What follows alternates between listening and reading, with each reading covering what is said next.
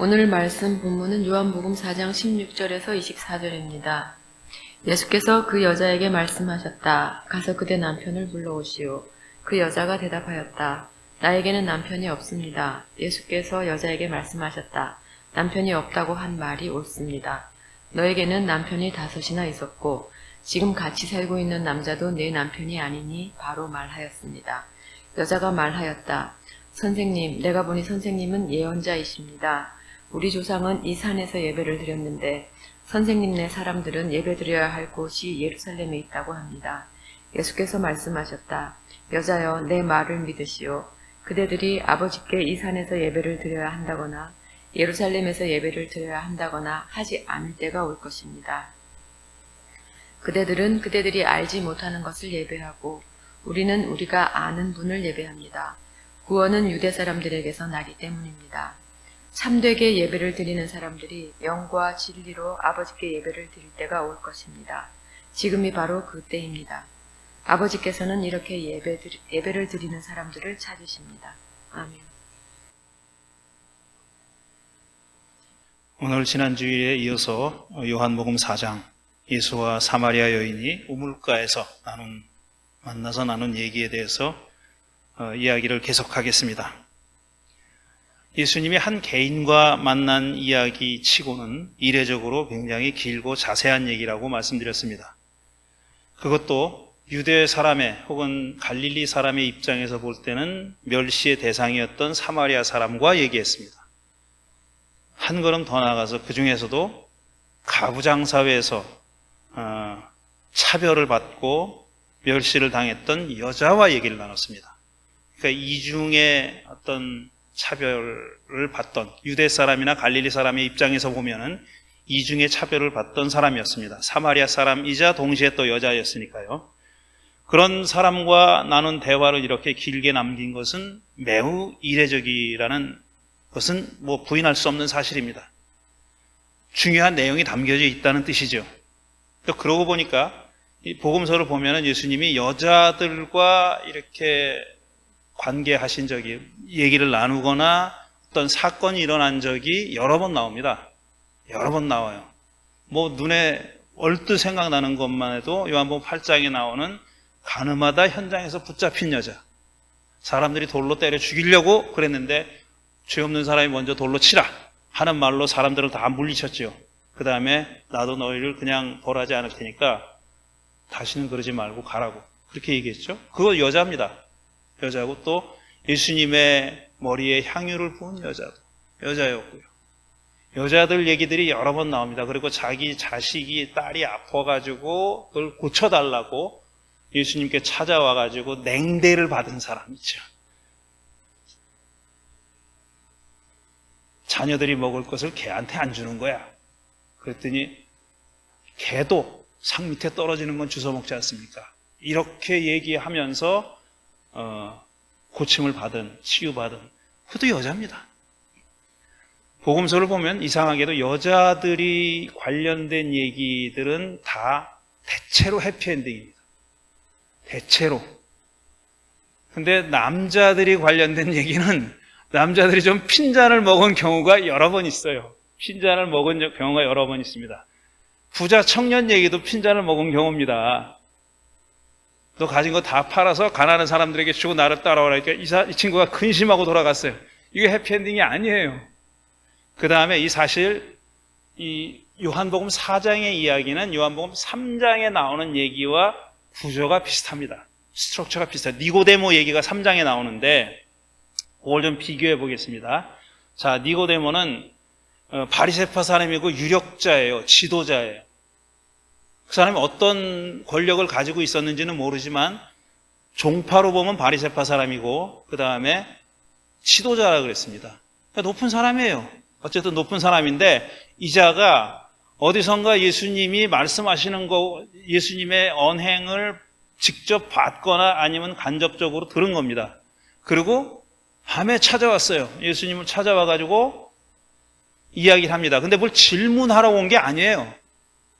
이 사람은 와서 예수님을 칭찬을 합니다. 아, 대단하신 분입니다. 하나님이 보내시지 않으셨으면 그런 표적을 행할 수가 없습니다. 그래요. 질문을 한 게 아닙니다. 그렇게 얘기를 했어요. 그렇게 칭찬하러 뭔가 이렇게 유대 관계를 맺으러 왔는지 모르겠는데 그렇게 얘기하니까 예수님이 뭐라 그랬냐면은 질문하지도 않았는데 당신이 다시 나지 않으면 하나님 나라 볼 수 없습니다. 이렇게 얘기해요. 니고데모가 어떻게 하나님 나라 볼 수 있습니까? 물어보지 않았습니다. 그런데 예수님은 다시 나지 않으면 하나님 나라 볼 수 없다고 얘기를 해요. 묻지도 않은 얘기를 한 겁니다. 그러니까 그때 질문이 생겼어요. 니고데모가. 어떻게 사람이 다시 납니까? 어머니 뱃속에 들어갔다가 다시 나옵니까? 이렇게 물어보죠. 그러니까 그게 아니다. 예수님은 그게 아니다. 물과 성령으로 나지 않으면, 성령으로 다시 나지 않으면 안 된다. 다시 나야 한다는 말을 오해하지 말아라. 이렇게 얘기하는데 이게 그 사람이 다시 나지 않으면이라는 말을 어머니 뱃속으로 연결시킨 것은 이유가 다 있어요. 왜냐하면 다시 나라는 말이, 그리스 말로 다시라는 말이, again이라는 말이 영어로 하면 from above, 위에서부터 하고 똑같은 말이에요. 같은 말이에요. 뜻이 두 가지가 있는 거예요. 그러니까 그 말을 예수님이 히라버를 얘기하지는 않으셨을 텐데 어쨌든 그걸 적은 복음서 기자는 두 개의 의미를 동시에 가지고 있는 말을 사용했어요. 다시 아니면 위로부터 둘 다 해석할 수 있는 말을 사용했어요. 그러니까 그 예수님은 아마도 이 구절을 해석하는 사람들은 다시라는 말을 위로부터라는 뜻으로 쓰셨을 거다 이렇게 보는 겁니다. 근데 대부분의 번역 성경에는 다 again이라고 되어 있습니다. 다시 나지 않으면이라고 되어 있어요. 그 나중에 예수님이 또 설명을 합니다. 성령으로 나야 한다는 말을 하세요. 그러니까 위로부터 난다는 말은, 다시 난다는 말은 위로부터 난다는 뜻이고 그건 성령으로 난다는 말이다. 그러지 않으면 하나님 나라를 볼 수 없다라고 얘기하신 겁니다. 그러니까 그 사람은 그냥 더 묻지 않고 갑니다. 거기서. 그런데 이 우물가에 만난 여자는 처음에 예수님이 먼저 말을 겁니다. 물 한 사발 달라고 말을 걸어요. 다르죠.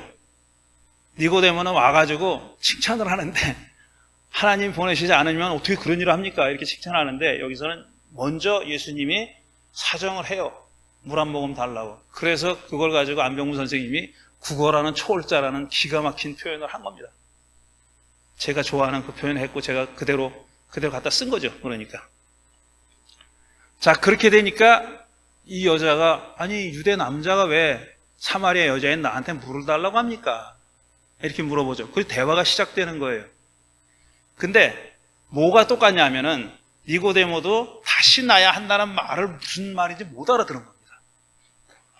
위로부터 나야 한다라고 해석을 해줘도 못 알아들었을 거예요. 아마. 어려워요. 그게 무슨 말인지. 그런 경험을 해보지 않은 사람들, 그런 경험의 근처에 가보지 않은 사람들, 그러니까 바리새파 사람이고 유역자고 모자란 게 없는 사람은 그런 어떻게 모두 다 위로부터 업사이드 다운 해가지고 뒤집어진다는 뜻인데 그게 뒤집어지는 경험을 해보지도 않았고 뒤집어지는 경험을 해보고 싶어 하지도 않습니다. 왜냐? 필요가 없어요. 그런 게. 내가 지금 잘 사는데 뭐가 달라지면 안 되지. 오히려 달라지면 안 되죠. 그걸 대조하는 거예요. 지금 3장하고 4장은. 3장에 나오는 남자는, 유대 남자는 그런 사람입니다. 근데 4장에 나오는 사마리아 여자는 전혀 다른 사람이에요. 근데 이 여자는 못 알아들었으니까, 니고데모는 무슨 말인지 못 알아들었으니까 갸우뚱하고 갔어요, 그냥. 근데 이 여자는 집요합니다. 물 달라 그랬고, 왜 물을 달라 그럽니까? 그러니까 만약에 그대가 내가 누군지를 알았고 누군지를 알았더라면 그대가 나한테 청했을 것이요. 이렇게 얘기하잖아요. 그러니까 그럼 당신이 야곱보다 크다는 얘기요? 그렇게 이어지잖아요. 우리 조상 야곱은 여기서 우리를 우물을 이렇게 줘가지고 우리가 지금 먹고 사는데 당신은 야곱보다 큰 사람이란 뜻이요? 라고 얘기하니까 계속 이야기가 이어진 겁니다. 그래서 내가 주는 물은 어떤 물이냐 하는 걸 예수님이 설명하신 거죠. 그렇게 얘기하는데 문제는 뭐냐? 이 여자가 무슨 말인지 못 알아들었다는 거예요. 그냥 마셔도 계속 갈증이 나는 그런 물 말고 내가 주는 물은 너희 안에서 안에서부터 나오는 물이다. 영원한 생명을 주는 물이다 라고 말씀하셨는데 그 말이 무슨 뜻인지 못 알아들은 겁니다. 다시 나야 된다는 말을 니고데모가 못 알아듣듯이 이 여자도 그 속에서부터 나오는 물, 영원한 생명을 주는 물, 다시는 물 길로 나오지 않아도 되는 그 물이 뭔지 못 알아듣는 거예요. 어찌 보면 당연합니다. 여러분 알아들어요? 저는 알아듣습니까? 못 알아들어요. 무슨 말인지. 당연하지 못 알아듣죠. 그런데 이 여자는 그 다음에 나온 반응이 그 물이 뭡니까? 라고 물어보지 않아요. 당신이 주겠다는 물이 무슨 물인데 속에서부터 나를 영원히 갈증을 느끼지 않고 저절로 솟아나오는 물, 영원한 생명을 주는 물, 그게 뭡니까? 라고 정체를 묻지 않고 이 여자는 뭐라 그럽니까? 그 물을 내게 주셔서 내가 물 길러 나오지 않게 해주십시오. 이렇게 얘기해요.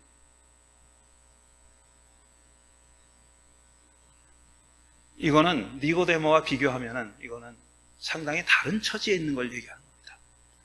그러니까 여전히 이 사람은 그 물이 뭔지는 내가 몰라도 돼. 그게 궁금증이 생긴 거는 먹물이에요. 이게 무슨 물을 얘기하는 거야? 라고 따지고 들면은 먹물인데 이 여자는 그게 아니라 지금 당장 급한 거예요. 당장 급하니까 뭔지는 당신이 알아서 하시고 그 물 뭐가 됐든지 간에 나한테 달라고 얘기한 겁니다. 나한테 달라고, 그 물을 달라고. 그러니까 이 여인이 처해 있는 환경이 서로 다른 질문을 하게 만드는 겁니다. 다시 나는 게 어떻게 되는 겁니까? 라고 물은 니고데모와는 달리 그 물 나한테 주십시오. 당장 좀 주십시오. 이렇게 얘기한 겁니다. 근데 저는 여기서 이 여자가 전혀 낌새를 못 느끼지는 않았을 거라고 짐작을 합니다. 지금 자기가 구하는 물과 저 양반이 주겠다는 물이 뭔가 이렇게 좀 안 맞자 들어간다는 느낌은 가졌을 거라고 생각해요. 근데 당장 급하니까 묻지 않고 그냥 그 물을 달라고 얘기한 겁니다. 이때 예수님이 오냐 내가 그 물을 주마 이렇게 먹어라 이렇게 얘기하는 게 아니라 어디 가면 찾을 수 있다 나한테 와라 이렇게 얘기한 게 아니라 뭐라 그러셨냐면은 당신 남편을 데려오시오 그랬어요. 정말 뜬금없이 자다가 봉창 뜯는 소리죠. 갑자기 당신 남편을 데리고 오라는 거예요. 한참 물 얘기하다가 남편을 데리고 오라 그랬어요. 이게 얼마나 당황했겠어요, 이 여자가. 얼마나 당황했겠어요. 지금 뭔가 내가 이 그물을 먹을 수 있는지 없는지 그게 막 그냥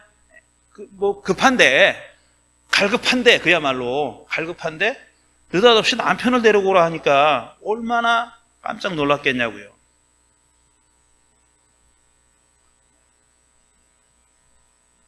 근데 그 다음에 또 재밌는 게 뭐라 그랬냐면은 남편이 없다 그럽니다, 자기한테. 아니, 물 얘기를 하다가 느닷없이 남편을 데리고 오라고 했으니 여인이 얼마나 당황했을지 눈에 선하죠. 여러분이 만약 그 여자였다면은 어떻게 얘기했을 것 같아요? 왜 갑자기 남편 얘기를 하시오? 남편이 무슨 상관이요? 이렇게 나와야 되는 거 아니에요? 그냥 전혀 다른 주제의 얘기를 꺼내버리니까 그렇게 얘기할 거 아닙니까? 그게 정상적이죠. 아니, 왜 무슨 남편하고 이게 무슨 상관이 있어? 이렇게 얘기하는데 이 여자는 그렇게 얘기하지 않고, 반문하지 않고, 남편이 없다 그래요. 난 남편이 없다고. 그러니까 또 예수님 뭐라 그러냐면은, 여기가 이제 제일 놀라운 대목인데, 맞다고. 당신에게 남편이 없는 게 맞다고. 당신에게 5이나 있었는데, 다 없어지고, 지금 있는 남자도 네 남편이 아니라고, 당신 남편이 아니라고 얘기해요. 이게 제일 뭐라 할까, 이거 어떻게 알았지? 이런 생각이 드는 거잖아요. 초면인데 어떻게 알았지? 먼저 알던 사람도 아니고 그 여자 사정을 전혀 모르는 예수님이 어떻게 알았냐 이거예요. 이거는 니고데모 얘기에서 맨 앞에 예수님이 당신이 아버지께서 하나님이 보내신 분이니까 아니라면 그런 표적을 행할 수 없습니다 라고 말한 부분과 통하는 내용이에요. 그거는 이 이야기를 쓴 요한복음 기자는 이분이 특별한, 예수님이 특별한 분이고, 이제 하나님의 아들의 버금가는, 적어도 뭔가를 더 우리 인간이 알 수 없는 초인간적인 뭔가를 알고 있는 분이라는 것을 이렇게 표현한 겁니다. 3장에서는 그거를 니고데모 입을 통해서 표현했는데, 여기서는 예수님이 직접 얘기를 합니다. 지금 당신과 사는 남자도 남편이 아니라고. 다 그렇게 얘기합니다. 그러니까 또 여자가 보인 반응이 흥미로운 거예요. 아니, 그걸 어떻게 당신이 아슈? 이렇게 나와야 될 거 아니에요? 기본이 그렇지 않습니까? 아니, 이 사람이 어떻게 이걸 알지? 근데 뭐라 그러냐면, 당신은 예언자입니다. 이래요. 맞다, 틀리다 얘기하지 않습니다. 당신 말이 맞다, 틀리다 얘기하지 않아요. 근데 짐작할 수 있는 것은, 당신은 예언자입니다라고 한 거 보니까 인정하는 것 같아요. 다섯이 있었던 것도 맞고, 지금 사는 남자도 남편이 아닌 것도 맞는 말인 것 같아요. 근데 그 여자 자기 입으로 그렇게 얘기하진 않습니다. 간접적으로 애둘러서 당신은 예언자십니다라고 얘기해요. 그 다음에 이제 물어봐요. 예배에 대해서 물어봅니다. 아니, 당신 유대 사람들은 예루살렘에서 예배해야 된다고. 우리 사마리아 사람들은 그리심산입니다. 거기가. 그리심산에 자기들 성전을 지어놨어요. 그렇게 서로 유대 사람하고 사마리아 사람은 갈등이 있는 거예요. 예루살렘? 안 가, 거기 우리는. 우리 성전이 여기 있어. 여기서 예배 드릴 거야. 그리고 사마리아 사람들은 또 자기네들 오경, 창세기부터 신명기까지 자기네들 오경이 따로 있어요. 유대 사람이 보는 오경은 우리가 지금 성경책에 가지고 있는 오경입니다. 창세기, 출애굽기, 레위기, 민수기, 신명기. 이 5권의 오경이 우리가 가지고 있는 거는 유대 사람의 오경입니다. 근데 사마리아 사람들은 사마리아 오경이라고 따로 자기들끼리 편집한 오경을 가지고 있었어요. 니네 성경 안 써, 이겁니다. 그 내용이 달라요. 다릅니다. 상당히 달라요. 그렇게 핍박을 당하고 차별을 당하는 사람들도 가만히 당하고만 있지 않고 자기들의 어떤 정체성, 프라이드를 살리기 위한 노력을 한 겁니다. 오경도 자기네들끼리 편찬을 했고, 그 다음에 성전도 따로 만들어가지고 니네 성전 안 가, 우리는. 이렇게 된 거예요. 그만큼 골이 깊었다는 거죠. 그 얘기를 물어보는 겁니다. 그러면 또 이렇게 물어볼 수 있죠. 아니, 물 얘기하다가 남편 얘기를 하더니 또 갑자기 남편 얘기하다가 예배 얘기는 또 왜 나오는 거야? 이상하지 않습니까? 아직까지 평생 교회 다니시면서 이상하지 않았어요? 이거? 이상하지 않았습니까? 뭐 이렇게 막 건너뛰어. 지멋대로 막 널뛰어. 얘기를 물 얘기하다가 갑자기 남편 얘기하고, 남편 얘기하다가 갑자기 예배 얘기하고, 그 다음에 메시아 얘기로 나와요 또. 그러니까 이렇게 서로 다른 것처럼 보이는 주제들이 이 여인과의 만남 이야기에 다 들어있어요. 그 얘기는 뭐냐면은 적어도 요한복음을 쓴 사람은 관련이 있다고 본 겁니다. 이 4개의 이야기가 물, 남편, 그 다음에 예배, 메시아, 이게 다 관련이 있다고 보는 거예요. 근데 그 관련이 분명히 드러나지 않아가지고 학자들마다 다 다르게 해석하는 거예요. 다 다르게 해석하는 거. 저도 제 나름의 해석을 하려고 하는 거예요. 오늘은 아니건데. 오늘은 요 얘기만 하고 끝내겠습니다. 자, 이 여자에 대해서 아직까지 대부분의 이 구절을 해석하는 사람이 뭐라고 해석을 했냐면은, 한마디로 얘기하면 좀 이 강론에는 어울리지 않는 단어지만 해픈 여자라고 얘기했죠. 다. 여러분도 그렇게 알고 계시죠? 성경을 좀 아는 분들은 이야, 남편을 5이나 갈아치우고 6번째 사는 놈도 남편이 아니래니 이게 얼마나 막가는 여자냐. 다 그렇게 얘기했어요. 다 그렇게 생각했다고, 오랫동안. 여러분 그런 얘기 들어보신 적 있어요? 교회 오래 다니신 분은 아마 들어보신 적이 있을 거고 또 그렇게 생각하셨을 거예요. 아, 여자가. 그러다 보니까 이제 정오에 물기르러 나온 것도 욕하는 데 쓰는 겁니다. 이 한참 떼약볕이 내려쬐는데 물기르러 나온 여자가 어디 있냐. 서늘할 때 나오면 사람들 욕하고 궁시렁거리니까 아, 저거 해픈 여자. 그러니까 사람들 없는 대낮에 나와서 물을 기르러 온 거다 라고까지 얘기합니다. 다 근거 없는 얘기입니다. 그 다음에 이 여자가 해픈 여자다? 거짓말이에요. 거짓말. 왜 거짓말이냐? 이 시대 사회는 아주 극단적인 가부장 사회입니다.